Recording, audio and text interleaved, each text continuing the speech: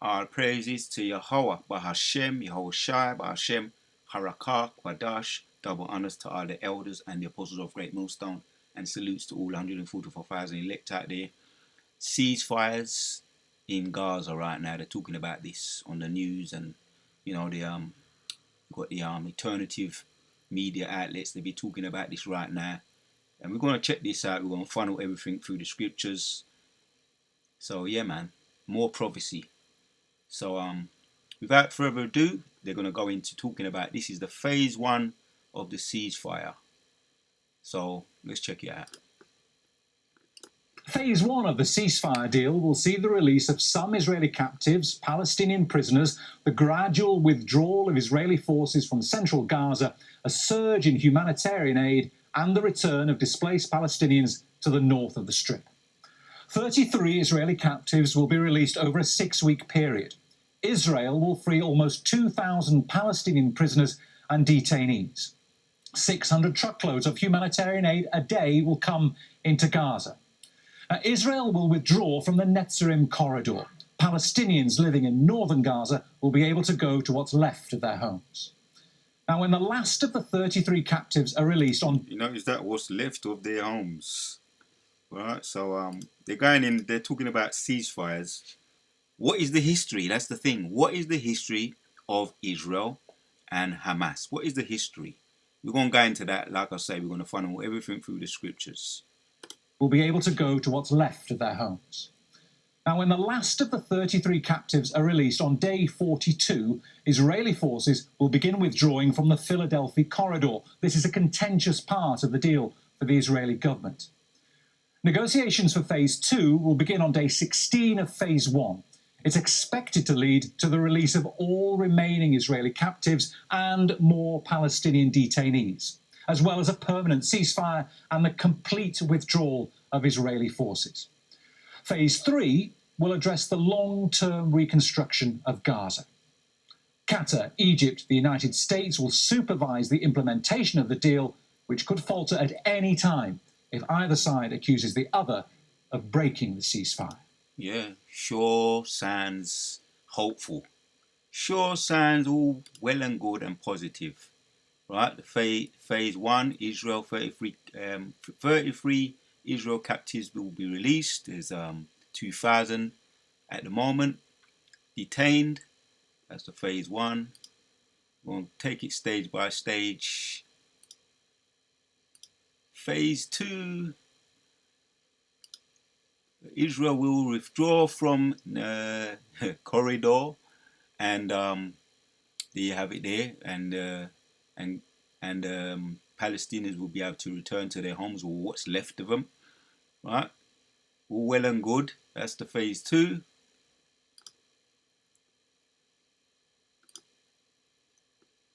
Phase 2, release all remaining of Israel captives. Phase 3, reconstruction of Gaza. Yeah, but they're returning to homes that no longer exist. So it's all very, very well and good and hopeful by the looks of it. Right, but we're going to go by what the scriptures have to say. Let's hit a precept right now. 1 Thessalonians 5, and we're going to hit 3. It says, "For when they shall say peace and safety, then sudden destruction cometh upon them as a travail upon a woman with child, and they shall not escape." So I'm not saying that this is just going to, it's just going to be, they're going to be talking about peace and then it's going to be war. There's other prophecies that has to be fulfilled before that. We're hearing about the CBDCs, the digital currencies. We know about the Karagma, the MOTB, and the ultimate WW3, and then Yahushai return. But they're talking about the 3 stages of the ceasefire. So it's just steps closer of our deliverance. Yeah. The year 2025 did come in with a bang. So much been popping off.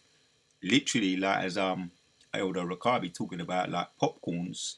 You got to make sure you keep that lid covered when you're doing the popcorns. They be popping out left, right, and center. So that's what's happening now. As watchmen, we be watching, right, making sure that we keep everything standing upon our watch, man. As Ezekiel did, as Habakkuk did, and all the prophets did. That's what we're doing now. Funneling these scriptures, or funneling this particular what's trending right now. They're talking about peace and security. For when they shall say peace and safety, then sudden destruction cometh. Because people be happy, people be rejoicing, especially over there right now in that land. Anyway, I looked up something in way of curiosity, because they're talking about peace, and I just wanted to find out something, because we was well aware when it started. So I tapped in, how long has Hamas been at war with Israel? Right, and it started 7th of October 2023. I just wanted to get some of these some statistics. Yeah, so that's 1 year, 3 months, a week and 6 days since it kicked off. And we remember that. How long have Hamas and Israel been fighting, right, collectively? Since 2006, and it goes back further than that, we know. Right, this is a bit of recent history. And Hamas and Israel have fought several wars, attacks by Hamas-led armed groups in October 2023 in Israel, war followed by another war, Israel's actions in Gaza since another war. Israel's actions in Gaza since the start of the 2023 war have been described by international law experts as genocide. Scholars and human rights organizations describing it as genocide, which both sides, the Palestinians and the Israelis, both they be saying that they're trying to wipe us out. They both be saying that. And I was watching a little bit of the interviews as well, so it just got me to check out some of these facts what Google have to say. We got to pick out the bones where we pick out the bones, because they were saying why is it the Palestinians have been saying when they be captured they be being abused and stripped naked, and they said, well, so Israel replied, one of the smile hat people with the big noses, and said, well, we don't know if when we capture them they've got bombs on them or they've got arms on them, so we got to. So in other words, that's we got to do that. That's what he was saying. So what happened in Israel in 1948? Right, this is a well-known time date. Right, that's why those people, though, the Israelis, they be calling them the 1948ers. So Arab-Israeli War, the Arab-Israeli War of 1948 broke out when 5 Arab nations invaded territory in the former Palestinian Mandate, immediately following the announcement of the independence of the State of Israel on May 14th, 1948. It's a well-known date. Yeah, why did so? I like to get questions asked, and like I say, according to Google, why did Israel take over Palestine in 1948? And we know it's prophecy. The scripture tells us as well that there will always be war, right? That's in Numbers. Yeah, I can go into this a little bit deeper on a later stage, but in Numbers around 24. He says there was always going to be war with Amalek, and he knows that. So anyway, carry on reading. Right, 1948 background. The 1948 war came as a culmination of 30 years of friction between the Smile Hat people and Arabs during the period of British rule of Palestine. Right, when under the terms of the League of Nations mandate held by British conditions intended to lead to the creation of a Smile Hat people national home in the era were created.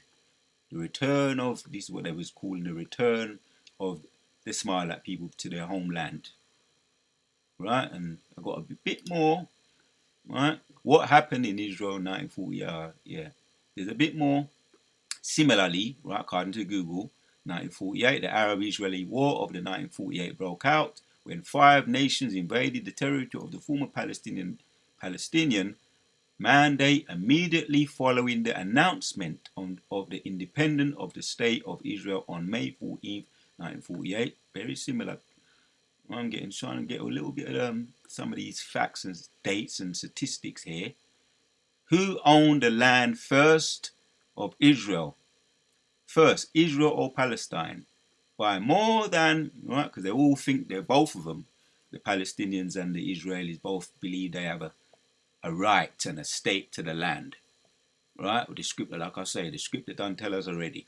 There's going to always be war in that place, and we're going to come to that. Israel predates Palestine, right? This is the argument. The land then became home primarily to an Arab population, again for more than a million. Both Smilat peoples and Arabs thus have a legitimate claim, right? This is their argument, both their arguments, to the land. The Israeli-Palestinian conflict has seen marred wrongs and brutalities on both sides ever since, right? Ever since 1948, so they say, and that's the date, the well-known date. The Smilat people that be claiming, yeah, this is where they return back to their homeland, 1948. But someone had something to say about that, and this is one of the this is the president. This is in 1958, President Nasser of Egypt said of the Jews, they left here black and came back white. Hence, that's why we know, right? This is in line with prophecy and scriptures. And his name, because when I was looking him up, I remember looking him up when I was, a bit, say around 5 years ago. His name is Abdul Kamel Abdul, right? I noticed he was hard. It was harder to find this to pull him up, right? And his well-known quote, he says, "They left black and came back white." Around 1958, that was his well-known quote. President Kamel Abdul. They left here black and came back white, right? Hence, he said that there was the hypocrisy, right? The Egyptian leader Nasser highlighted hypocrisy regarding Israel and Palestine conflict. There you have it there as well. See? Right? Highlighted the hypocrisy regarding Israel and Palestine conflict. All right? And they had this guy as an infamous guy, but everything he said hit home. And try and find it now. When you're pulling it up, you got to look. But I had it. Fortunately, I had it screenshot on my phone. Even if I couldn't find it, I had it shot on my phone. So we're hearing about this peace. There's never been peace, and the scripture done tell us as well there will never be peace. So this is like I say, this is good news anyway, because it is prophecy. 1 Thessalonians 5:3 says, "For when they shall say peace and safety, then sudden destruction cometh upon them as travail upon a woman with child, and they shall not escape." Right? That's closer to our deliverance, the hopeful year of our salvation, year 2025, and the year of destruction. Hopefully, this year, destruction and judgments upon the wicked. So they'll be happy, they'll be celebrating, right? All of them be celebrating. I've got another little clip for you. We're going to leave with that one too. A lot of these people are over the moon right now. Right now, they're over the moon. Again, that's 11. Right, we're gonna end off with that. But in way of yeah, there he is, man. He said it, man. Abdul Kabal said that he said these people, they left here black, left here white, but they came back left here black but came back white. A well-known quote. So let's hit another one. Right, prophecies, everything is on point, the way it's supposed to be, popping off like popcorn. And we know the well-known saying, "Never trust thine enemy." As a matter of fact, let me read that. After I read the precept, they're talking about peace and security. So Sirach 12:10 says, "Never trust thine enemy, for like as iron rusteth, so is his wickedness." And I was watching a couple of these, as what this dude said. He said, if there's any glimpse of any kind of disagreement, they're going to be back it again, as they have previously done in the recent history. Back at it again. And they're sworn enemies, and similar with us, man. Never trust thine enemy, right? How many treaties they made? Talking about the ease anyway, but it's very similar, because wicked people do wicked things, and their fruits speak for them. So I'm going to read it. Psalms 55 and 20 says, He put forth his hands against such as be with peace with him. He hath broken his covenant. Right? This guy directly talking about the ease, the Edomites, right? His words of his mouth were smoother than butter, and it's the same with these heathens. Both of them. Both these sworn enemies. His words of his mouth were smoother than butter, but war was in his heart. Right? His words are softer than oil, yet were they drawn sword. That's what they be thriving off. Right? Oh yeah, we got the inauguration of Trump, and he ain't gonna be. How long is he gonna go last? Because what is he known for? Make America great again, or he wants to deport a lot of these the northern tribes. He wants to deport them Mexican from the border straight. He ain't having no peace. He's not about peace, right? And as we know, I already be saying he's Neo coming back, and we know that what he did to the Christians in his lifetime. He burned down the city of he burnt down the villages, and then he blamed it on the Christians. That's what he did. So he was if we're gonna go with what the elders and apostles say, that's Neo coming back. So he wasn't about peace then, and he's not going to be about peace now. Let's end off with this. Yeah, it was Rome. That's what, when we was dwelling in Rome, he burnt down Rome and he blamed it on the Christians. Hence, we were persecuted, lynched, and they used us as put us upon hanged us from poles and used us as lights, burned them to death, and in many different types of things that he had us be persecuted. Neo.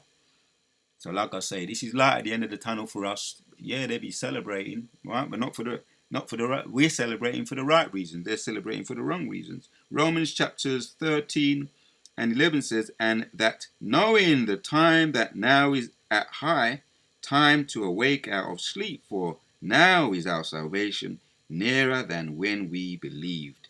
Right, man?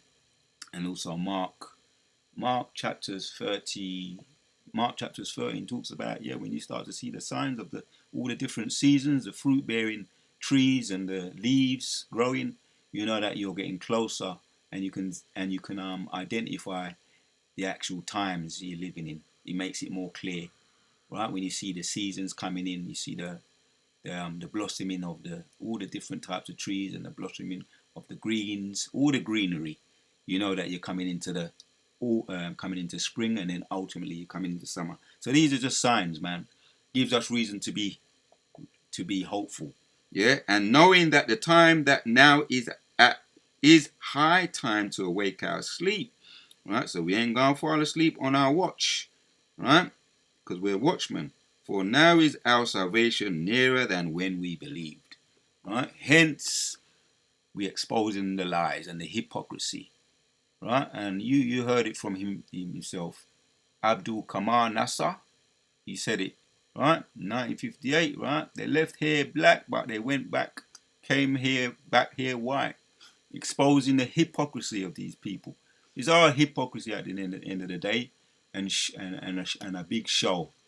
But it is scriptural, and it is prophecy. So despite what we're hearing, I'm gonna entitle it something to let them talk about peace, man. But we know the ultimate results. The ultimate result, he says that the Most High will have war against the Amalekites, for the whole of this time is on the earth, fighting for land that don't belong to them. So the Wada Yahweh Shem Yashai, Kala Yahweh Shem Yashai.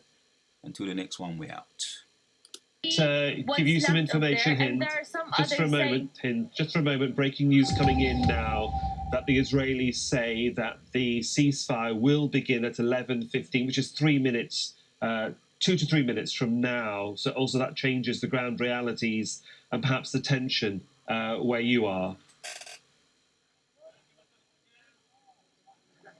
Okay, I'm actually starting telling everyone around me that the ceasefire is going to start in 3 minutes.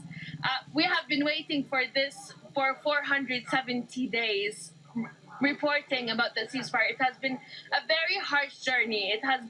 We have been displaced from a place to another. We have not been seeing our families, and it has been tough for all of the Palestinians. The team, all of Al Jazeera's English team, is actually displaced from the northern parts of the Gaza Strip and the Gaza City. We have been separated from our families, and we have been there since day one, trying our best to report and to cover. And it's very. I don't really have the words, but I'm so proud that we made it here, and we are so proud that we're gonna continue the coverage and ceasefire. Yeah. Yeah, Hind, of course, I'm sure a great sense of relief for you and the community there across the Gaza Strip. We'll come back to you later in the day. Let's cross over. Right, so we know there's other prophecies to take place. It's not the ultimate ceasefire. It's going to be phase 1, phase 2, and phase 3. And we're going to see how things play out ultimately. The Wada Yahweh Messiah, Kala Yahweh Messiah, Second Thessalonians 5, and I'll read it again. I'm going to end with it. For when they shall say peace and safety, then sudden destruction cometh upon them. Kala Yahweh Hashem Yoshai. We're going to see how it plays out. Until the next one we're at.